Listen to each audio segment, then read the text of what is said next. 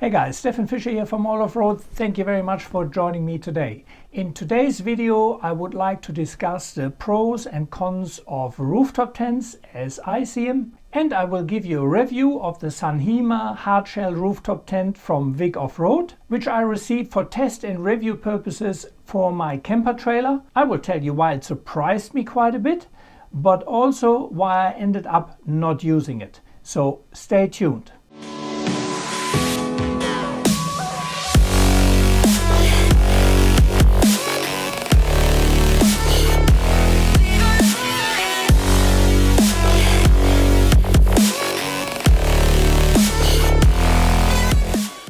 I have never been convinced about rooftop tents, especially on the car, and I will go a bit later into why. However, since I purchased the Signature Deluxe camper trailer a bit over a year ago, I have been contemplating a rooftop tent. When Vic Offroad contacted me a few weeks ago asking me whether I would be interested reviewing one of their HardShell rooftop tents, I thought that was a great opportunity, which I definitely took up. So make sure you watch to the end where I review that San Hima rooftop tent. But before I start with my review of the San Hima rooftop tent, I first would like to discuss a little bit the pros and cons of rooftop tents, and that is one of the reasons why I have so far never owned a rooftop tent. I think we really have to separate there between having a rooftop tent on the car and having a rooftop tent on a camper trailer, for example my Signature 2 Deluxe. We also have to consider the two main type of rooftop tents, which is a HardShell rooftop tent, to be honest the only rooftop tent I would consider, and the older style SoftShell rooftop tent. Let me first give you a quick comparison as I see it, a HardShell versus SoftShell rooftop tent. A HardShell rooftop tent is heavier, however it is either made out of aluminium or of hard plastic. I personally wouldn't buy a HardShell tent which is out of plastic. I like aluminium, even though it obviously is a little bit heavier. I think a HardShell rooftop tent is easier to set up and quicker than a SoftShell. The HardShell rooftop tent usually has a lower point of gravity than a SoftShell. It is also better protected against sticks and tree branches because it has a hard shell, not a soft shell. The SoftShell tent is higher, bulkier. That also means it usually increases the fuel consumption. However, they are usually a little bit lighter. That is definitely one of the benefits of a soft top shell. I did actually have two soft shell tents, one on the Great Aussie Camper and then another one on the Mission. I didn't like the setup and pack-in time on both of the tents, and the Mission on top of it also leaked, so soft shell rooftop tents I don't think are for me. So let me first discuss the general pros and cons of a rooftop tent, how I see them. If you have a different opinion, leave me a note in the comment section. So the pros for a HardShell rooftop tent. Great view. I think it is awesome if you sleep on top of the roof, you have a great view. If you camp in the Northern Territory or in far north Queensland, it also means you are well away from crocs. So that is definitely a bonus. I really like that on a HardShell rooftop tent where you can have all your bedding in, you are very quickly set up. Yeah, it usually takes 2 or 3 minutes and you can jump in bed. That is definitely a great benefit. If you can leave all your bedding in the tent, it also means you have less stuff in the car and have more room for other things. However, I think in general, especially for on-car use, the cons do outweigh the pros. So let me tell you some of the cons as I see them. The first thing is the weight. A HardShell rooftop tent weighs anywhere from 60 to 100 kilogram, and that actually in many instances exceeds the off-road dynamic load capacity of your roof rack bars.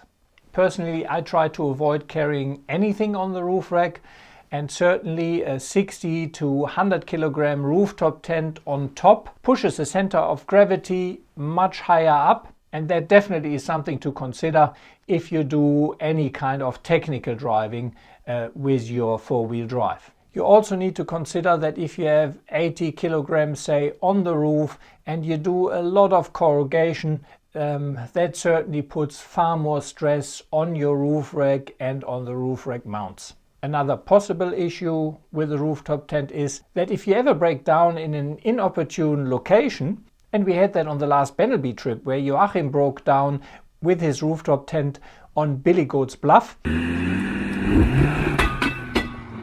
Oh shit! And he and his wife had no bed for the night as the car couldn't be recovered the same day. Fortunately, in the Benelby ranges that was no issue because they could stay in one of the cabins. However, if you break down in a more remote location and it is not a good spot, it means you may have no bed. As beautiful as it is to sleep high up and have a great view, that can also work against you in adverse weather and storms. A friend of mine had a rooftop tent on one of our Tasmania trips, and with gale force winds blowing, it was always quite difficult for him to find a kind of sheltered spot where the tent wouldn't rattle in that strong wind we had. In really adverse weather, I can also always quickly pack my stretcher and bedding back in and have that all dry. On these massive downpour here, Scotty stuff in the rooftop tent got a little bit wet. Obviously, every time you carry something on the roof, you create more wind resistance and that will increase your fuel usage. If you sleep in the rooftop tent, you also always have to make sure that your car is pretty leveled. That is often much easier with my stretcher because I can use a shovel and just even areas out. If it rains the whole night and you have to pack in your rooftop tent wet, I see that that can cause an issue where your mattress and all your stuff gets wet, and that is not an ideal scenario. With my stretcher tent solution, I just pack the fly into one of the dry bags and all my gear remains dry. So that definitely is a disadvantage in adverse weather conditions. And one other thing is that if you need to go for a little wee at night, you have to climb up and down ladders. I have to say the most ladders I've tested are not very comfortable. That means you have to put shoes on the likes. So yeah, a bit easier rolling out of a tent, swag or stretcher to go for pee than climbing down from the rooftop tent. So that were my pros and cons for rooftop tents. It obviously is up to the individual and you determine how important the positives or negatives are for you. Some people want to sleep off the ground, they want to have that view and they say, I don't care about anything else, and that is perfectly fine. For me, I think for the camper trailer, a HardShell rooftop tent would be perfect. I really like that idea. For the car, I'm still not convinced because for me, some of the cons outweigh all the pros. However, that is your individual decision. Let me know in the comment section what you think. So let's have a look at the San Hima rooftop tent from Vic Offroad. To be honest, the San Hima rooftop tent is not something I would have purchased. However, given the opportunity to test it and give you my impressions, I thought, yeah, why not? Let's see how good or bad it is and whether it actually does suit me. It is definitely a tent which is on the lower end of the price spectrum. You know, a good HardShell rooftop tent is anywhere between $3,500 and $10,000. The San Hima rooftop tent starts at $2,700. So as a disclaimer, I have not purchased a San Hima rooftop tent. Vic Offroad has provided me the tent for review purposes. However, there is no obligation from my end beside doing a truthful review, and I will tell you honestly what I think about the tent. Quick setup and pack down is certainly one of the big benefits of a rooftop tent. So let's have a look how quickly I can set it up and pack it down.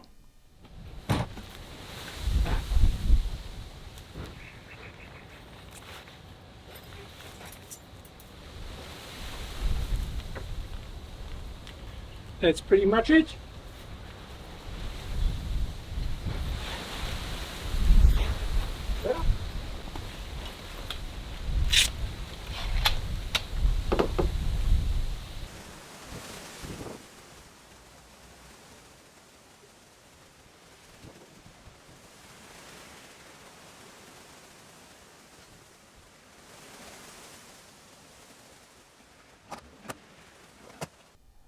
So let's first have a look at the specs of the San Hima rooftop tent.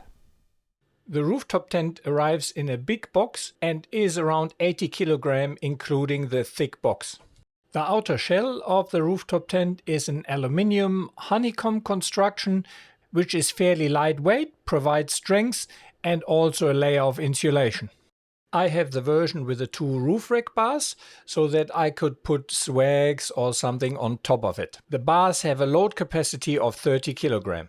All around you have 1 T-channel on the top, 1 on the bottom, and that allows for standard accessories to be fitted. For example, the Rhino rack accessories do fit, or you could mount brackets to hold an awning, additional grips or whatever you fancy. The 3 stainless steel hinges are attached the same way on the rear of the tent. And so are the ladder hooks and the latches to close the rooftop tent. The tent has been exposed to the elements now for a few weeks and I cannot find any surface rust. The tent has an automotive grade rubber seal all around, and on my testing that held up quite well. Even with pressure I could not get any water ingress. I have the suspicion that the actual shell of the Motop rooftop tents and the San Hima comes from the same factory. However, in comparison, the San Hima rooftop tent has internal gas struts, which I prefer because they are less susceptible to damage by branches or trees. The canvas is 420D Oxford fabric and 280 GT polyester cotton ripstop canvas. It has a 3000 mm waterproof rating, which should keep you dry under most conditions. All zippers have protective rain flaps to prevent water ingress through the zipper. You have a protective canvas flap all around the tent, which prevents water seeping in where the canvas meets the aluminium shell at the bottom. The same rain flaps exist where the canvas meets the roof. That's a good little detail which not every rooftop tent has. All stitchings are double stitch and they have a waterproof tape applied on top of it. Internally you have 2 pockets on each side of the bed and they are big enough for a water bottle, your phone or a book. The tent is one of the smallest on the market. It is internally 2 meters long and 1 meter and 16 centimeters wide. This makes it fit neatly on any roof rack or on the camper trailer. However, for someone of my height, 193, it is definitely too short. The mattress is 2 meters by 1 meter 16 and is out of 50 millimeter memory foam. The kids had a few nights in it in the backyard and here's what they said. It's comfortable enough to sleep in, but it could be a little bit thicker. The front fly is pretty big and provides ample protection when it rains. The canvas is held in place by 2 metal rods which you bend, and the tension on them spreads the fly out and keeps it fairly quiet. I noticed that the receiver on the frame for the metal rod is not that deep and you need to place it carefully in that hole. A good feature is that you can access the tent from 3 sides. You have the front entrance with the fly and you can also access the tent from both sides. I like that both side entrances have the canvas material on the inside and it's also attached to the bottom, not to the top. That means it's very easy to temperature regulate and, for example, keep your head warm while you still allow a little bit airflow through the top. That also means if you need to change your opening at night, you don't have to fumble first through the fly screen, but it's very quick to zip up or down. The extendable ladder which comes with the rooftop tent seems to be the same which comes with many other tents. The ladder is 2 meters 30 long, fully extended, and has a load capacity of 150 kg. Like most of these ladders, if you go up and down barefoot, it is not very comfortable. So a pair of shoes or thongs when getting in and out of the tent are probably needed for most people. Some rooftop tents have a shoe bag included, which you can attach to the outside of the tent. However, that is unfortunately missing with the San Hima. Included with the tent is a key to lock the latches, as well as fasteners to fasten it to your roof rack. To be honest, in many ways I was pleasantly surprised about the tent, and it is much better than I expected it would be. So let me show you what I like on the tent. One concern with the rooftop tent would always be that it opens while you drive. That obviously would be pretty bad. However, the latches and mechanism to lock your rooftop tent are very solid. You can lock them actually with a key, and I can't see them ever coming loose while you are driving unless it is a user error. I like that you have access from all three sides, and that was one of the reasons for me also agreeing to the review, because on my camper trailer I would need access from one particular side. I also think the tent is fairly thought through because all the zippers have rain flaps on top of it, and water ingress on a tent often comes when the water runs down the canvas and then seeps in between the aluminium shell. However, the San Hima rooftop tent has a flap there which makes the water run off. While I personally haven't slept in the tent in rain, I have used a garden hose on that tent on many occasions for a prolonged time and applied a lot more pressure than rain usually would provide.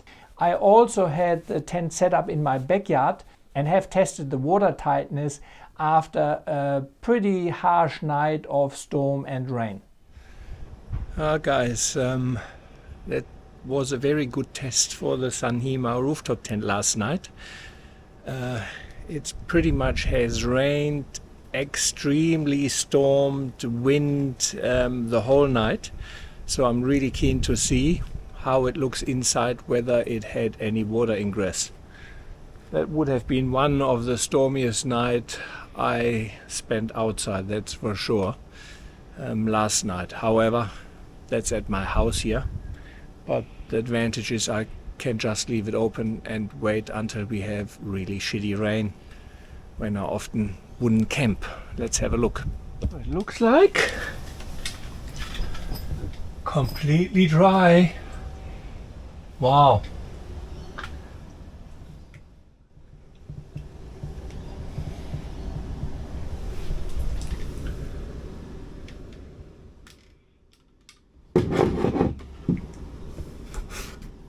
Yeah. There is a... Yeah, there was one tiny drop here. But otherwise, that's it. Water doesn't pool here.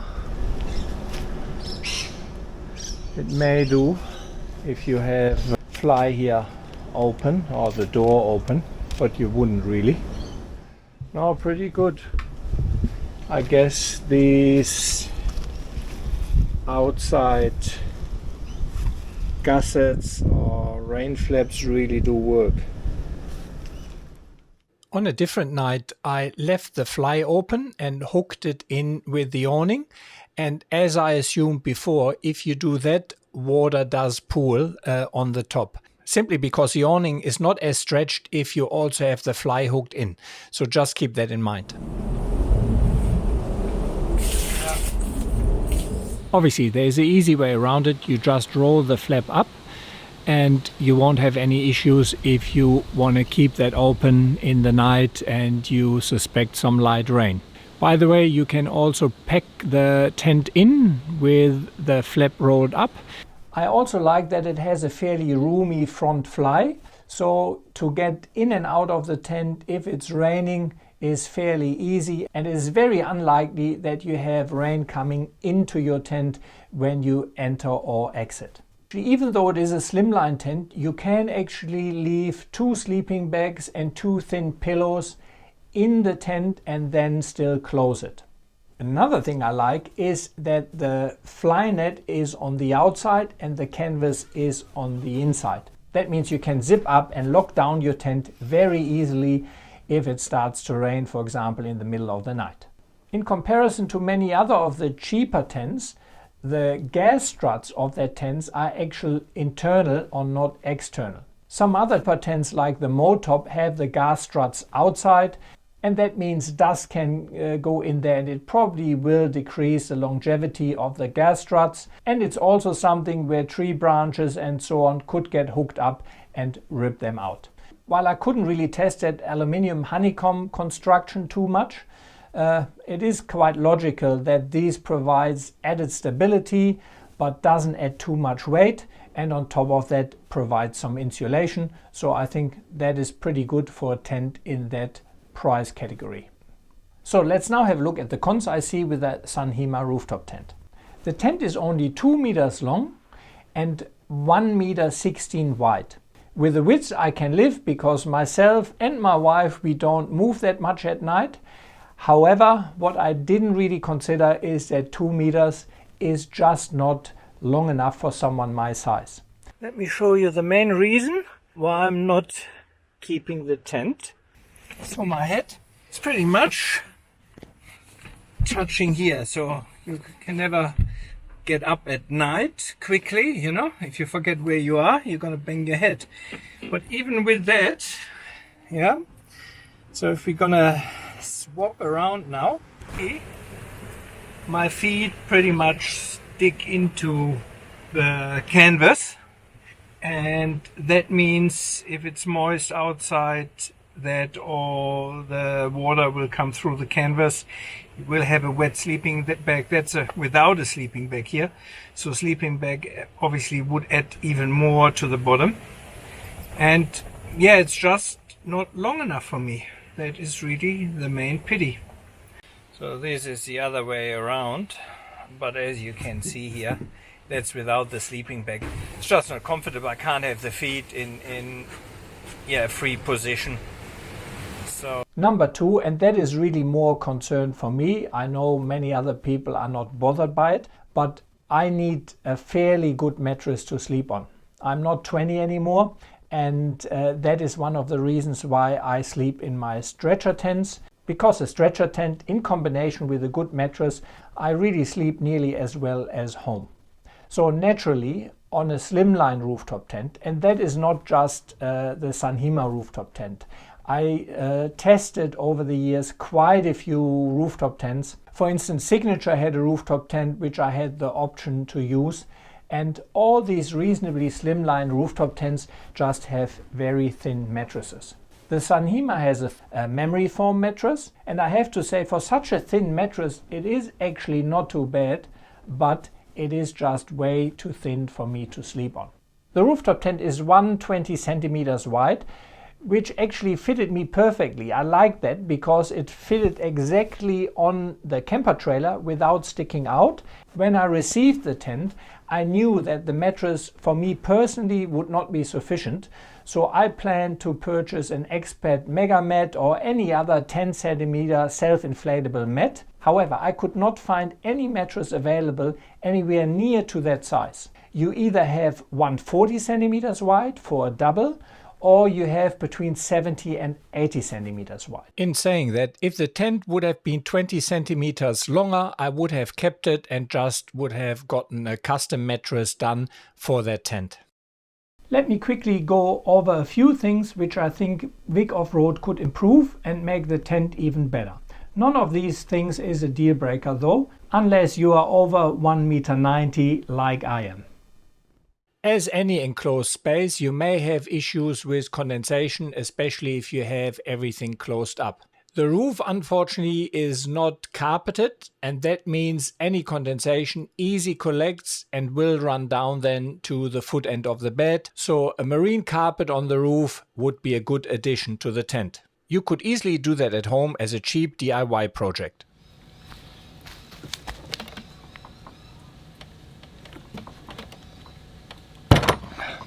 This really can be a little bit painful. Unfortunately, there is no extension here which would make it easier to open. However, there is a quick fix for it. I just use one of these straps and then it is very easy to open. And you still can close it with that. So that is a bit funny. Most tents come with these bungee cord. And that just helps when you pack in to keep everything tight. However, the San Hima does not actually have a proper attachment for it.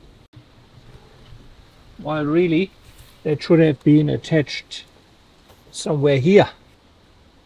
So I think that is a bit of an afterthought and not ideal.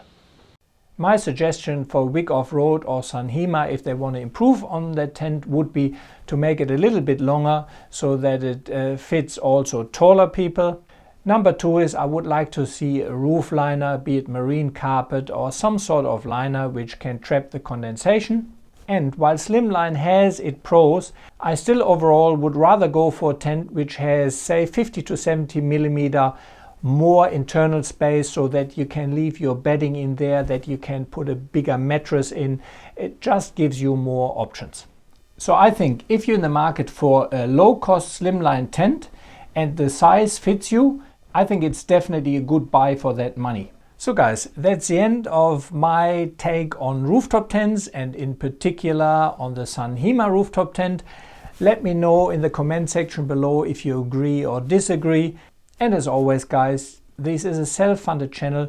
You can really help me by watching the video in its entirety, because YouTube will show the video to more people the longer the watch time is. And I would greatly appreciate if you could share and like, and maybe even consider to head over to Patreon or to buy me a coffee and shout me a coffee or two per month. It would really help me a lot. Thank you very much, and I hope to see you along the tracks.